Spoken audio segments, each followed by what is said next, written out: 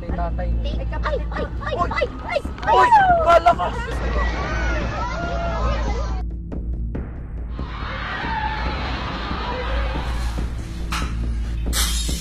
Ano na, labas na tayo! Labas na, labas!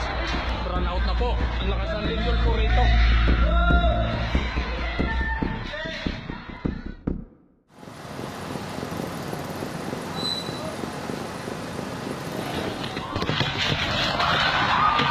Sa cellphone video nakuha sa isang mall sa Lipa, Batangas, kitang-kita ang malakas na pagyanig dulot ng lindol nitong April 8, 2017.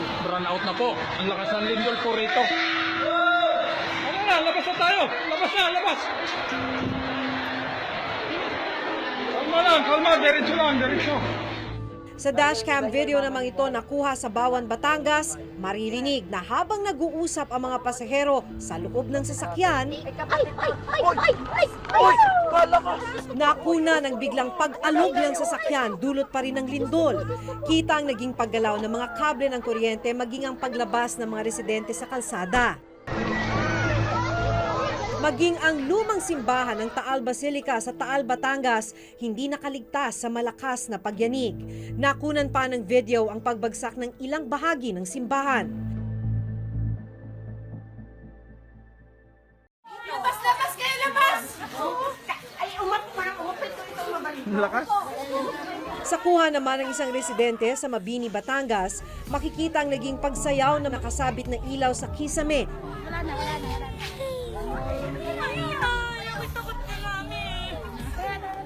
Lakas?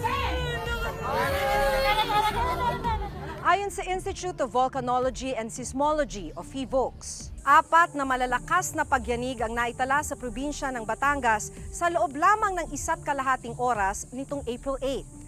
Ang una, magnitude 5.6 na naitala bandang 3:07 ng hapon. Sa Mabini, Batangas ang naging epicenter ng lindol. Ikalawa, ang magnitude 6 makaraan lang ang 2 minuto sa bayan rin ng Mabini. Ikatlo, ang magnitude 4.1 na lindol bandang 3:29 ng hapon sa bayan naman ng San Luis, Batangas. At ang ikaapat, magnitude 4.7 na lindol bandang 4:36 ng hapon sa bayan naman ng Calatagan. Maging sa ilalim ng dagat nasaksihan ng ilang diver ang pagyanig ng lupa. Sa video, kita ang paggalaw ng mga koral at pag-angat ng lupa sa ilalim ng dagat dahil sa pagyanig. Matapos ang sunod-sunod na paglindol, tumambad ang malawak na pinsala sa ilang bayan ng Batangas. Sa Anilao Port, makikita ang bitak sa kalsada maging sa sahig, poste at pader ng Tourism Office. Bumagsak at nagkadurog-durog naman ang signage sa bagong tayong bahagi ng palengke ng Anilao. Sa Mabini General Hospital, ilang mga bitak at tuklap sa pader ang idinulot ng lindol. Bumagsak rin ang ilang bahagi ng kisame ng ospital. Sa laki ng pinsala, nagpasya ang ospital na ihinto muna ang operasyon nito. Napinsala rin ang isang resort sa Mabini, Batangas. Sa kabuuan, nasa mahigit 1,300 kabahayan ang napinsala. Oo, sobrang takot, natotrauma na lahat. Buti na lang walang tao kasi kung andito kami sa loob, tsak na natrap kami, hindi kami makakalabas kasi ang loob ng bahay, lahat nagbagsakan na. Dito lang sa labas kami natutulog hanggang ngayon. Papasalamat na lang kami at araw nung lindol na yun. Kung nagkataong gabi, baka at sino masamin ng wala na siguro. Pinakamaraming napinsalang bahay sa bayan ng Mabini kung nasaan ang epicenter ng lindol. Sa 34 na barangay sa Mabini, nasa halos 1,200 ang naitalang partially damaged. 155 naman ang totally damaged, kabilang ang tahanan ng 61 taong gulang na si Mang Edberto Mendoza. Dahil sa sunod-sunod na malalakas na lindol, bumigay ang likurang bahagi ng bahay ni Mang Edberto. Kwento niya, kalalabas lamang niya noon ng banyo nang maramdaman ang malakas na lindol. Nagmamasdan ko ng itong aking pader, talagang baksakan. At yung aking CR niyan, gayon din bumulusok ng palalim, laglag ang luha ko. Diyos ko po, talagang hindi mo ko pinabayaan. Ang mga tao, kita ko, hindi na magkaintindihan kung saan pupunta, nag-iiyak na, hila na ang mga anak. papalingan lahat sa subdivision. Mag-isang naninirahan sa kanilang bahay si Mang Edberto. Pumanaw na ang kanyang asawa. OFW naman ang nag-iisa nilang anak. Tanging pangingisda ang inaasahan niyang kabuhayan. Nanghihinayang man na gumuho at nasira ang kanilang bahay, nagpapasalamat pa rin si Mang Edberto. Ang bahay, may itayo pa rin yaan. Akong gayon, sa lupo na lamang. Basta, ang sa kanya, una Panginoon Diyos. Magdasal lamang, hindi alam kung hindi tayo pababayaan ng Panginoon Diyos. Pagsubok yan sa atin, ikaw gayon, pagsubok yan sa atin. Dahil sa takot na tuluyang bumigay ang bahay, magpapalipas muna ng gabi si Mang Edberto sa kanyang bangka sa may aplaya. Talaga napaka-epilag ang sitwasyon talaga sa pangyayari nga. Ito nga ay, sana ito'y katapusan na. Hindi na ulit mauulit.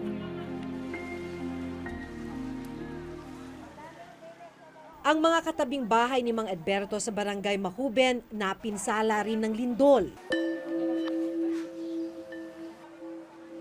Kaya ang ilang residente pansamantala munang naninirahan sa isang bakanteng lote kung saan nagtayo ng ilang tent at makeshift houses. Hanggang kailan ho kayo dito? Ay, hindi pa ho namin masabi kung kailan kami makakaalis dito sa aming sitwasyon. For the next couple of months or years, dapat meron na kaming may masasabing nang dumating ang calamity, magsimula sa bagyo hanggang sa lindol, meron ng designated evacuation center. For the last 100 years, wala pa po tayong designated na evacuation center. Ito ang kailangan kong itutulong ninyo sa amin. Hindi naman pera, pero dapat ito'y may tubig, pagkain at tent. Sa barangay Malimatok 2 sa bayan pa rin ng Mabini, naabutan ng reporter's notebook na abala sa paglilinis ng bahay si Mang Teodoro Bautista at ang kanyang mga kasama. Unti-unti naipundar ni Mang Teodoro ang 2 palapag na bahay sa loob ng 8 taon. Pero napinsala ito sa loob lang ng ilang minutong pagyanig. Nung unang lindol, ito pa lang, line ng karak lang. Pero itong sumunod na lindol, yan, ganyan na, halos palibot na. Totally, hindi na maaari. Hindi na pwedeng tirahan dahil nakakatakot na. Dahil sa mga bitak sa pader, dingding at poste ng bahay, nagpasya si Mang Teodoro na hindi natirhan at tuluyan ng abandonahin ang kanilang bahay. Yun ang talagang hinaya ko. Dahil parang nasa akin ang lahat, halos ang blessing. Nangyari naman ang ganito. Sa harapan ng bahay ni Mang Teodoro, kapansin-pansin rin ang mga bitak at pagbaba ng lupa na epekto ng lindol.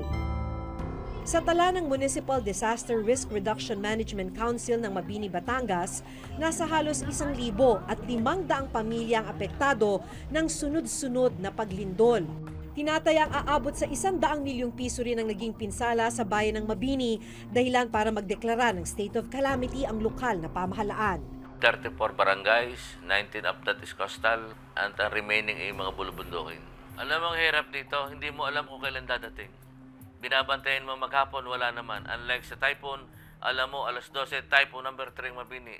Pero today, hindi natin alam kung mamayang alas 5, nandun yung pinakamalakas na lindol.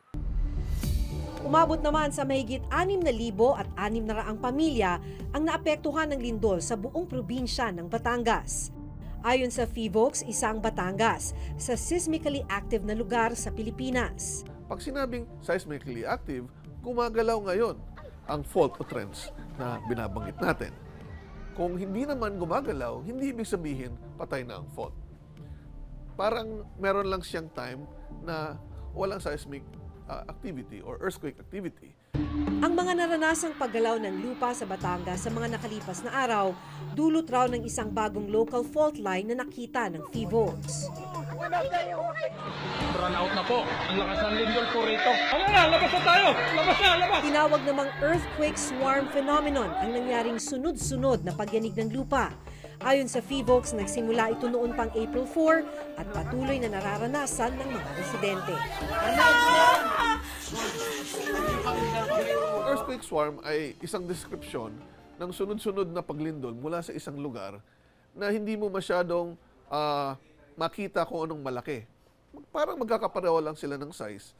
Kunyari sa Batangas, nagsimula sa 5.5 magnitude, April 4, noong April 8, may magnitude 6. Pero kung titingnan mo, almost the same naman yun, moderate sized, at mas maraming maliliit.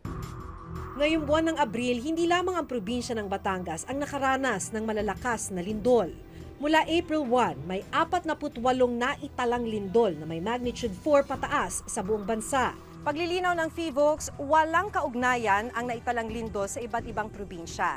Pero isa sa binabantayan ang West Valley Fault System na hinug na raw para sa isang pagyanig.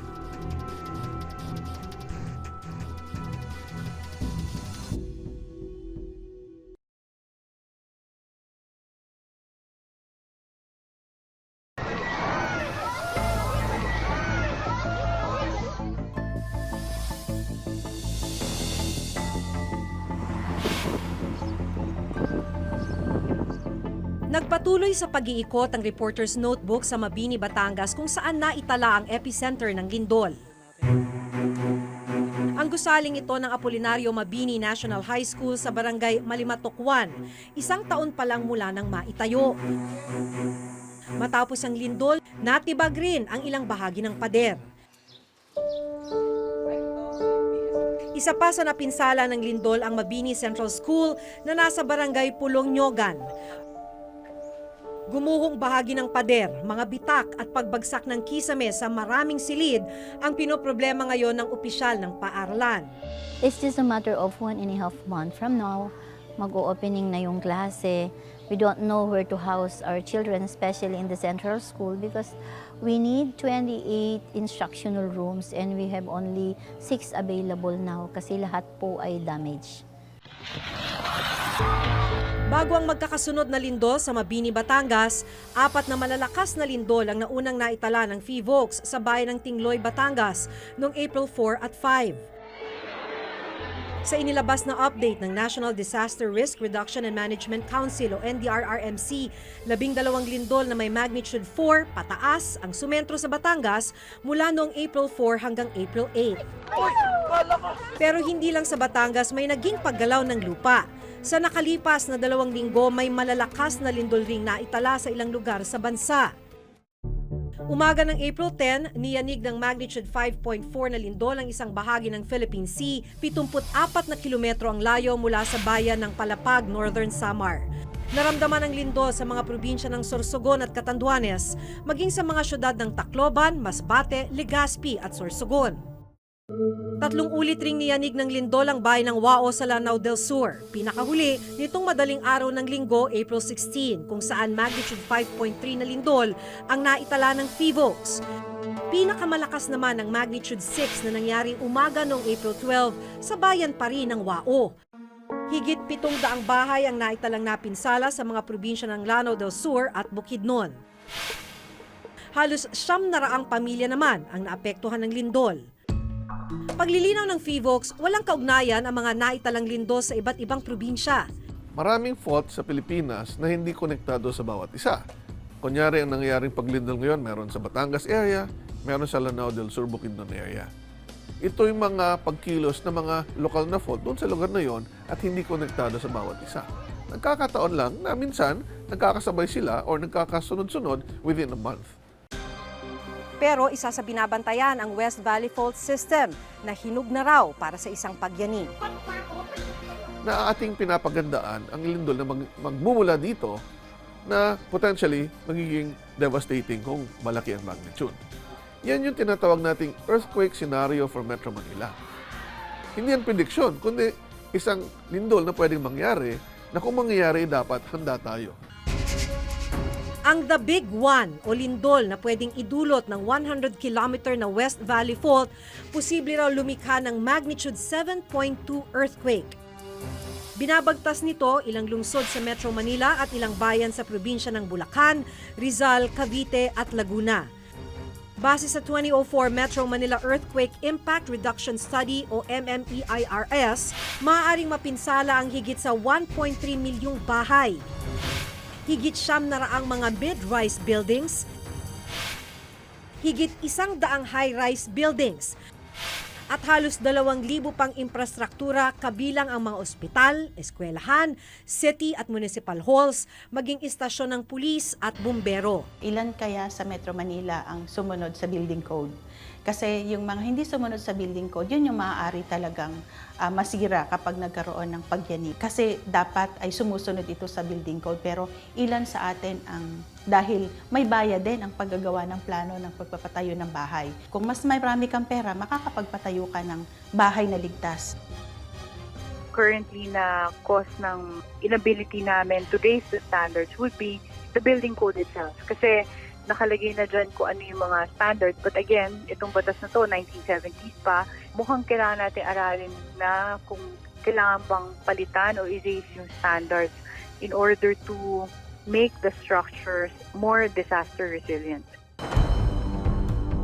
Ayon sa pag-aaral, mahigit sa 30,000 katao ang posibleng mamatay, dulot ng maaaring maging mga sunog at pagguho ng mga gusali. Taong 2015, nagkaroon ng assessment sa ilang infrastruktura bilang bahagi ng paghahanda sa The Big One. Inilabas ng Department of Public Works and Highways o DPWH ang plano nitong patibayin at isailalim sa rehabilitasyon ang ilang tulay sa Metro Manila. Kabilang ang San Juan Bridge sa San Juan City at Old Santa Mesa Bridge sa Maynila. Yung San Juan Bridge, ito naman ay dati natigil sandali dahil nagka-problema with informal settlers na nakatira sa ilalim ng bridge. Pero sa ngayon, undergoing na to yung construction to retrofit it para mas maging matibay pa sa earthquake. Maging ang tulay sa may Old Santa Mesa, butas at kinakalawang na rin ang mga bakal na harang sa gilid. Yung Santa Mesa Bridge, tinigil or sinuspend yung pag-retrofit nito kasi tatamaan ito nung tinatawag namin, yung project namin na Skyway. So, nag-intersect kasi dito yung Skyway and C3.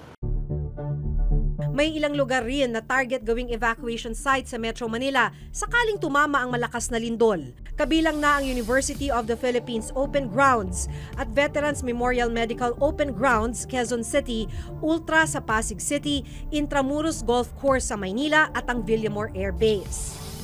May improvement na rin pagdating sa mga kagamitan. Subalit kung tatanungin mo ko kung sapat ba, palagay ko malaki pa ang kulang kung ating pagbabasihan yung estimated na talagang epekto. Sa ngayon, kabi-kabilang earthquake drills ang isinasagawa ng pamahalaan at mga pribadong kumpanya. Wala mang paraan o teknolohiya na pwedeng makapagsabi kung kailan tatama ang isang lindol. Sandata ng publiko ang pagkakaroon ng kaalaman at paghahanda ng maaga. Kung aware tayo, aware. Pero yung conversion ng individual preparedness, palagi ko marami pang kailangang gawin para lahat ay alam ang gagawin kapag lumilindol. Pero yung preparedness ng kanilang tinitirhan, kailangan pang puliduhin ang mga bahay at gusali.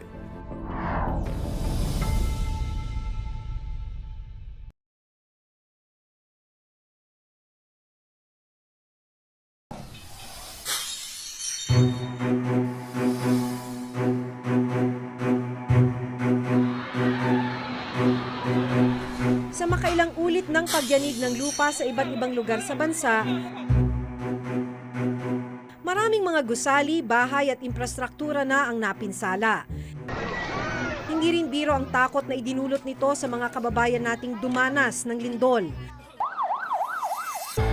Mula rito, dapat ay mas natututo at naghahanda na ang pamahalaan at publiko. Lalo't walang pinipiling oras at araw ang banta ng lindol. Ako si Maki Pulido at ito ang nakatala sa aking Reporter's Notebook.